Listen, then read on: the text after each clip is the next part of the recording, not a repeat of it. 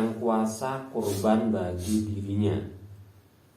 Jadi kurban itu hukumnya sunnah muakkad. Jadi nggak ada wajib. Walaupun ada sebagian pemikiran orang itu kurban itu wajib sekali. Ini enggak. Tapi kalau sunnah muakkad ini berarti berkali-kali.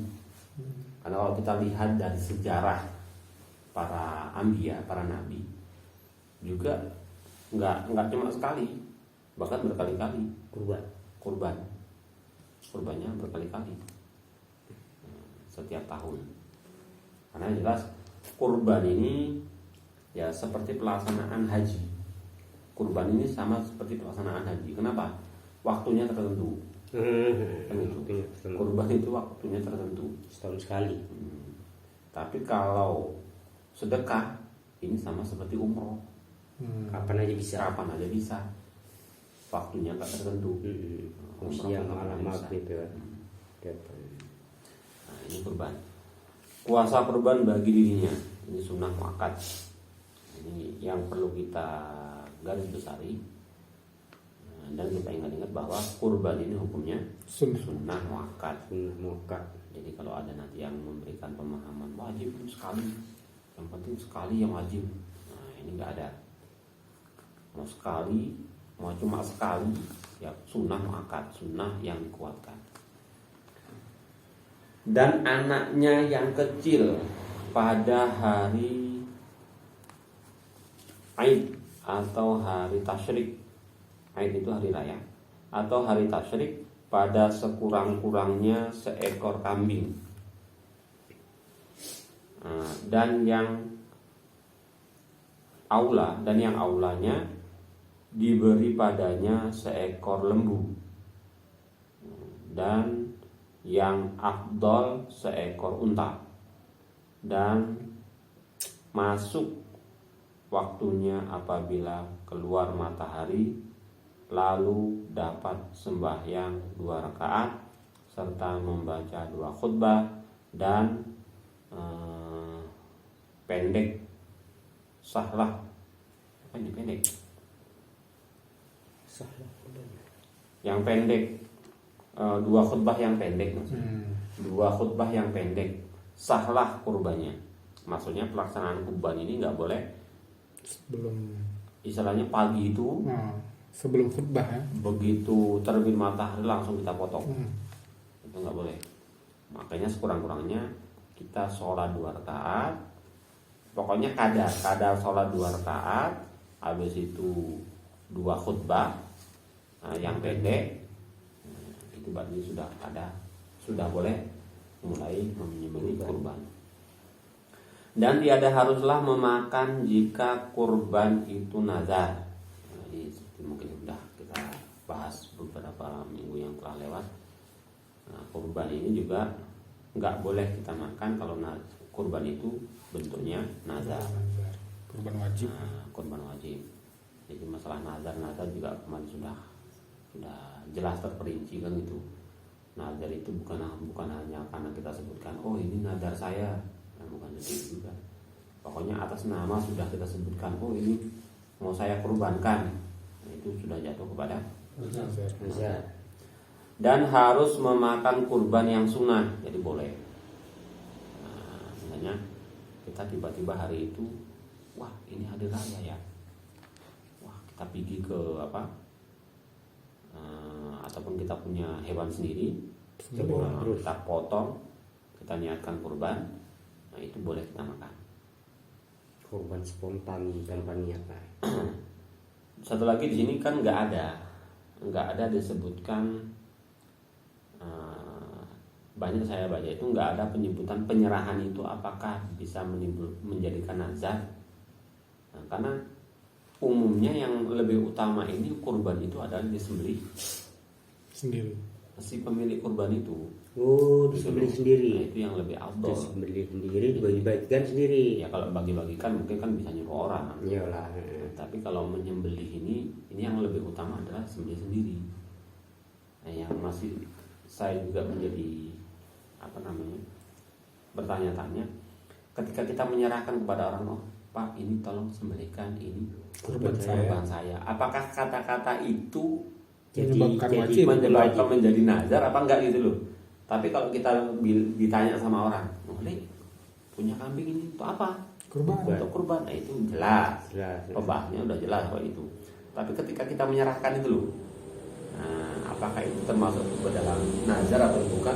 Ini saya pun masih agak meragukan. Tapi kalaupun nanti kita serahkan kepada orang, misalnya kita nggak mampu, kita serahkan kepada orang, ini kambing opo, nah, kan ya repot juga kalau kita serahkan tanpa ada ucapan yang jelas kan gitu. Tapi mungkin ketika kita menyerahkan kepada Panitia. si pemotong ataupun orang yang kita wakilkan sebagai pemotong kurban itu, mungkin itu tidak menjadi kurban wajib mungkin. Ya, sembelih pun sembelih untuk siapa ini kan biasanya harus jelas. Ya nggak ubahnya ketika kita menyerahkan beras fitrah aja lah. Mail iki berasku. Ya ngopo berasnya di kokon tadi kan tanya. Ngopo berasnya iki? Apa beras elek apa beras dipieki kan? Kan ya. Makanya harus ada penyerahan yang jelas. Nah, cuman itu tadi. Ya nanti kadang bapak-bapak ada mendengar kan itu. Nah, nanti bisa diperjelas sumbernya dari mana, maksudnya kata-kata itu bisa menjadi nazar apa enggak gitu. Penyerahan itu. Dan wajib disedekahkan kadar nama sedekah, tetapi sunnah ia makan hatinya, maka sedekahkan yang lainnya. Nah ini maksudnya hewan kurban yang sunnah tadi. Nah, ini yang bagus yang dimakan itu adalah hatinya. Yang lainnya serahkan orang. Kadar nama sedekah, tetapi sunnah ia makan hatinya. Itu yang sunnah. Maka disedekahkan yang lainnya dan makan sulus sepertiga. Maksudnya sepertiga boleh dimakan sepertiga daripada Daging kurban yang sunnah tadi, sepertiga. Dan dihadiahkan sulus dan disedekahkan sulus. Misalnya kita punya hewan satu kambing, ini yang kurban sunnah, sepertiga boleh kita makan, sepertiga boleh kita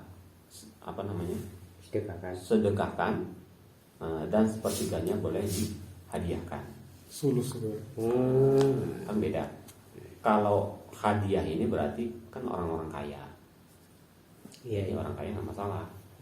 Kita punya saudara misalnya, ataupun teman, kerabat kaya, kan nggak perlu sedekah ya. Iya. Hadiahkan. Boleh hadiah. Hadiah. Tapi sepertiga. Jangan terus nanti kita bagikan, oh itu orang kaya semua, nggak boleh. Sepertiga. Jadi sepertiga. Sepertiga.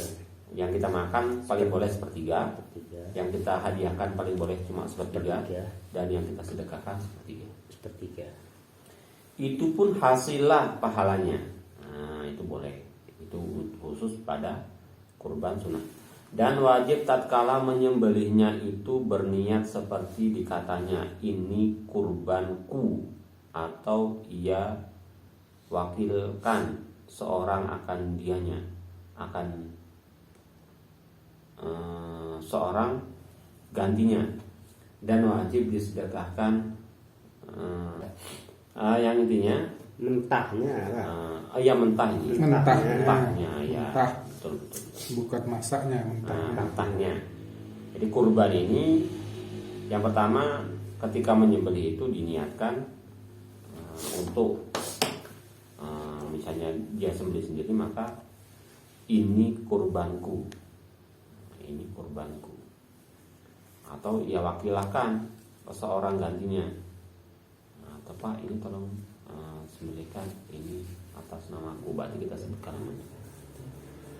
Dan wajib disedekahkan mentahnya, maksudnya jangan kita masak. Maksudnya kadang gini, mungkin dari kurban sunnah tadi kan kita bagi tiga, sepertiga kita makan, sepertiganya kita hadiah. sedekah hadiah kan, hadiah kan. terus sepertiganya sedekahkan. Nah, tapi bilang ini kalau dimasak cuma sepertiga ini tanggung nih, Masak masak semua, biasanya dibagikan, itu nggak boleh. Jadi maksudnya kalau yang untuk hadiah dan sedekah tadi Harus itu mentah. Nah, kalau yang untuk kita kan berarti ya untuk Jadi dimasak kan. masak dulu.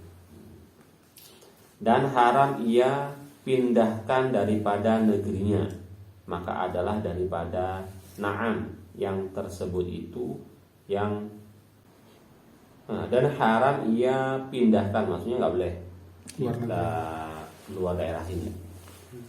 Jadi kita utamakan dulu, Daerah sini. terutama kalau yang kita sedekahkan, berarti kalau yang disedekahkan ini berarti kan yang jelas kalau sedekah kepada fakir miskin itu diutamakan adalah orang sekelilingnya, jangan sampai keluar.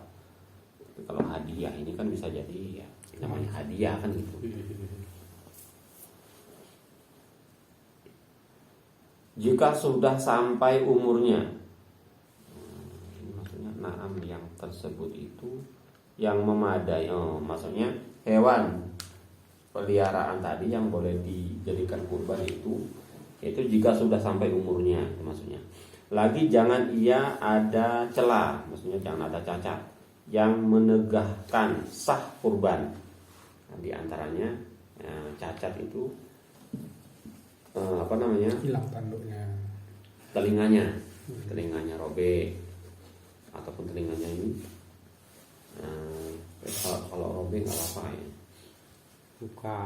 Yang tidak boleh itu terpotong ekornya satu, habis itu telinganya pun terpotong hilang. Nah itu pun nggak boleh, nggak sempurna. Ataupun yang kalau dalam istilahnya itu juling. Juling itu maksudnya picak sebelah ya. Maksudnya kalau jalan dia itu nggak lempang. Kan karena penglihatannya itu tadi itu dianggap kurang. Nah, memadai seekor bagi seorang jua. Memadai kurban itu seekor bagi seorang jua. Dan pada lembu atau kerbau atau unta memadai bersekutu 7 orang.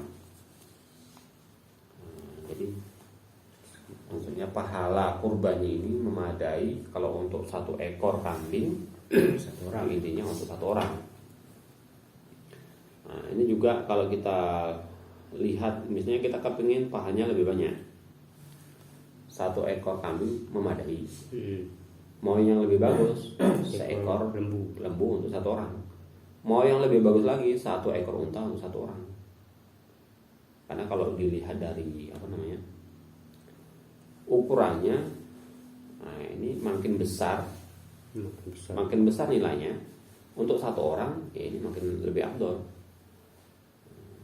Tapi kalau berkaitan dengan kalau nggak salah saya baca 1 ekor lembu untuk 7 orang dibandingkan 1 kambing untuk 1 orang itu lebih bagus 1 kambing untuk 1 orang daripada 7 ekor lembu 7 orang. 1 ekor lembu 1 lembu untuk 7 orang. lebih bagus kambing 1 1 orang. Kalau tidak salah baca seperti itu.